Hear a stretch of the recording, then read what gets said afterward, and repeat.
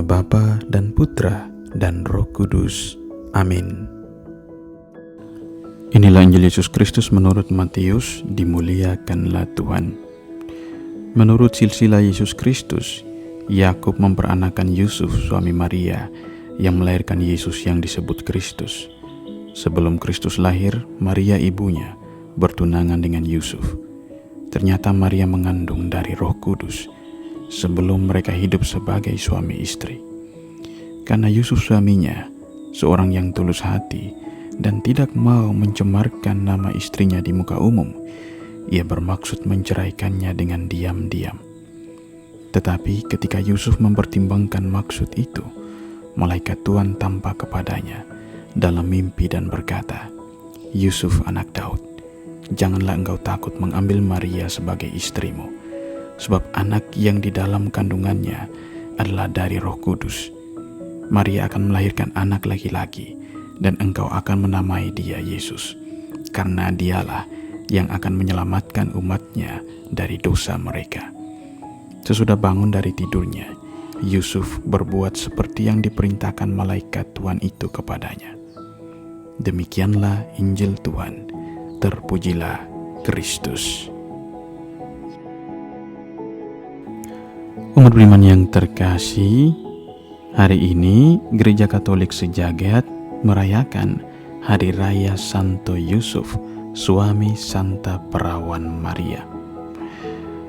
Paus Fransiskus pernah berkata demikian, Santo Yusuf mengambil perannya dengan sepenuh hati dan membantu membesarkan anak Allah secara diam-diam, tanpa kritikan, tanpa menjelekan orang, dan tanpa gosip. Paus Fransiskus adalah salah satu tokoh yang mengagumi pribadi dari Santo Yusuf sebagai pelindung gereja semesta. Pada 8 Desember 2020, Paus Fransiskus mengeluarkan surat apostolik berjudul Patris Corde tentang Santo Yosef sebagai pelindung gereja semesta. Menariknya, pada bagian ini ada 7 hal yang diangkat dari pribadi Santo Yusuf. Yang pertama, ia seorang bapa yang dikasihi. Yang kedua, seorang bapa yang lembut dan penuh kasih. Yang ketiga, seorang bapa yang taat. Yang keempat, seorang bapa yang menerima. Yang kelima, seorang bapa yang berani secara kreatif. Yang keenam, seorang bapa yang bekerja. Dan yang ketujuh, seorang bapa dalam bayang-bayang. Tentu dalam renungan pagi ini kita tidak akan membahas semuanya. Kita hanya mengambil satu poin dari pribadi Santo Yusuf, ialah ia bapa yang bekerja. Santo Yusuf adalah pribadi yang sederhana, yang tenang, dan juga rajin bekerja. Kita tahu ia adalah seorang tukang kayu.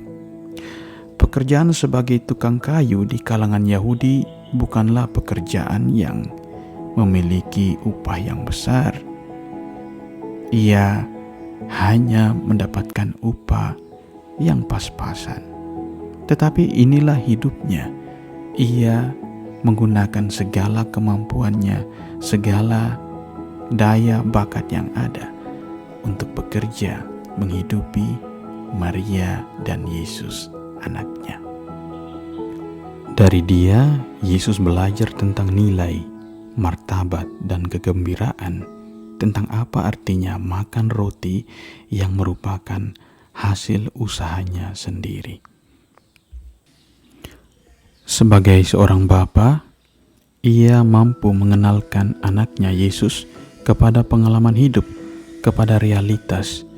Ia tidak menahan Yesus, ia tidak memenjarakan Yesus, ia tidak pernah melarang Yesus untuk mengikuti jejaknya, melainkan ia mau agar Yesus berbuat sesuai dengan pilihannya sendiri, sesuai dengan kebebasannya. Dan inilah juga yang membuat Yesus menjadi seorang tukang kayu. Memang dalam Injil tidak selalu disebutkan atau digambarkan tentang pribadi Yesus yang membuat kayu atau membuat meja atau membuat kursi. Tetapi dari beberapa film-film, dari beberapa tulisan-tulisan, kita dapat menyimpulkan bahwa Yesus pun bisa mengikuti teladan dari bapaknya Yusuf.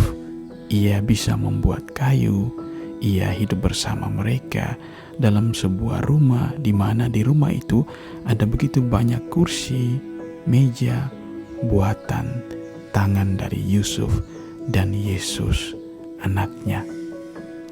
Inilah sebabnya selain Yusuf disebut sebagai seorang bapa, ia juga disebut sebagai pekerja.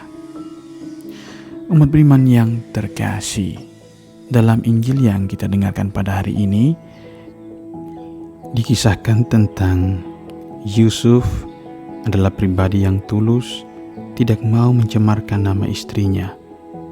Maka ia bermaksud untuk menceraikan Maria secara diam-diam. Menariknya, ketika Yusuf mempertimbangkan maksud ini, malaikat Tuhan datang kepadanya dalam mimpi dan berkata, "Yusuf anak Daud, jangan engkau takut mengambil Maria sebagai istrimu, sebab anak yang ada di dalam kandungannya adalah dari Roh Kudus." Lalu apa yang dilakukan oleh Yusuf? Yusuf menaati perintah itu. Yusuf melakukan apa yang dikatakan oleh malaikat itu. Ia mengambil Maria sebagai istrinya dan ia berbuat seperti yang dikatakan oleh malaikat Tuhan. Di sini kita dapat menarik benang merah bahwa Yusuf bukan saja seorang pekerja fisik. Ia membuat meja, membuat kayu, tetapi ia juga pekerja spiritual. Ia melakukan apa yang menjadi kehendak Allah. Ia menaati apa yang diperintahkan oleh malaikat. Dengan demikian, ia pun menjadi pelaku dalam sejarah keselamatan Allah. Jika tidak ada Yusuf yang menolong Maria, belum tentu Maria bisa melahirkan di kandang Betlehem, di tempat di mana Yesus lahir. Maka dari Yusuf kita bisa belajar untuk bekerja demi kepentingan diri kita, keluarga kita, dan juga demi kepentingan Allah. Mari kita kembali menilai, melihat ke dalam diri kita. Apa yang sudah kita lakukan selama ini? Apakah kita hanya bekerja memenuhi kebutuhan kita, diri kita, keluarga kita?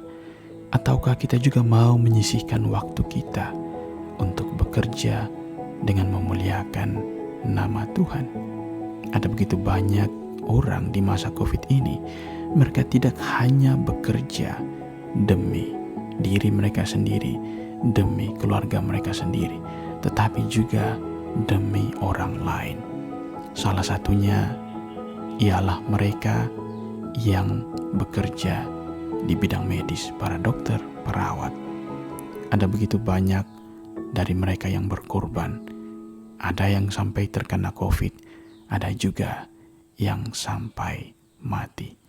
Ini semua dilakukan bukan semata-mata untuk mencari nafkah, tetapi memang untuk melayani sesama, karena cinta mereka begitu besar sebagai sesama ciptaan Tuhan. Mari pada kesempatan ini kita berdoa untuk semua pekerja yang tidak banyak berbicara, tetapi banyak berbuat demi kebersamaan, demi hidup ini. Tuhan Yesus memberkati kita. Amin. Marilah berdoa. Allah Bapa kami di surga, terima kasih karena pada hari ini kami dapat merayakan peristiwa di mana Engkau datang ke dunia ini. Kami bersyukur karena di balik kehadiran Yesus ada pribadi-pribadi yang diam, yang tenang, namun berbuat banyak, seperti Santo Yusuf. Berkatilah kami hari ini ya Tuhan, Semoga kami pun dapat berbuat banyak, dapat menjadi pekerja-pekerja yang tidak hanya memikirkan diri kami sendiri, tetapi juga mau bekerja demi memuliakan Dikau. Terpujilah namamu kini dan sepanjang masa. Amin. Semoga kita sekalian diberkati oleh Allah yang Maha Kuasa, Bapa, Putra, dan Roh Kudus. Amin. Selamat pagi, selamat bekerja, dan sampai jumpa.